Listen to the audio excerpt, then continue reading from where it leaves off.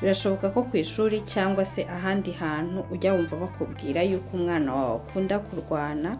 Ibi bintu 5 uramutse ubikoze bishobora kuba byamufasha kugabanya uko kurwana kwe, ndetse akaba yagenda bikira gake gake kugera abiretse burundu. Ikintu cya mbere, kuba hafi igihe agiye kurwana ukaba wakiza, bityo ukaba wabirinda bitari byagera kuri. Mu by'ukuri uyu mwana nubwo aba atari yamenya uburyo bwo kugenzura amarangamutima ye, ariko ntabwo icyo aba yifuza ari ukubabaza mugenzi we, ahubwo aba atari yamenya uburyo bukwiriye bwo kubikoramo. Ikintu cya kabiri wakwifasha se cyangwa wamufasha ni ukugerageza kugenzura amarangamutima yawe ukabasha gucururuka. Mu by'ukuri muri ako kanya ntabwo ari wo mwanya ukwiye wo kumwigisha kutarwana.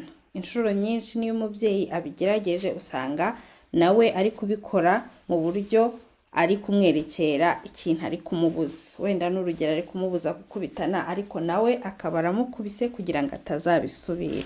Rero ni byiza muri ako kanya kubanza gucururuka. Muri wowe haba harimo amarangamutima menshi, kwicira urubanza, uvuga utahari n'injurera nabi, uvuga utahari uyu mwana wanjye ashobora kuzaba umunyamujinya akajya abangamira abandi muri sosiyete. Ntabwo ariko ibyo byose bimeze, ahubwo umwana aba agikeneye, aba ari mutoya agikeneye igihe cyo kubasha kwiga kugenzura ayo marangamutima ye. Niyo mpamvu muri ako kanya umubyeyi aba akeneye kugenzura amarangamutima ye, gucururuka, kugira ngo abashe kugira icyo afasha umwana. Ikintu cya gatatu ni uguharanira gusobanukirwa impamvu imuteye kurwana. Bitewe n'uko abana igihe kinini bagize imyitwarire itari myiza, usanga hari igihe biba bisobanura ibintu bibarimo batabasha gusohora.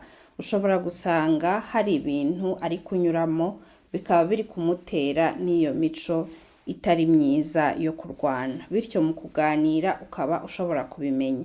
Ikintu cya kane ni ukugerageza gusabana nawe kenshi gashoboka, kugira ngo nibura anabone n'umwanya wo kubisohora igihe abona ko abikeneye. Ni urugero mugakina, mukasabana buri munsi, ukamugenera umwanya. Birafasha ko nimba anafite n'ibyo bintu bimuremereye abasha kubisohora adakoresheje imirwano. Ikindi ni ukumwigisha yuko nubwo umuntu yaba ababaye, nubwo umuntu yaba yagize agahinda, ariko ntabwo kurwana ari bwo buryo bukwiriye. Ukaba wanamwigisha n'ubundi buryo ashobora kuba yakoresha abisohora, nko kwikinira, kujya muri siporo n'ibindi.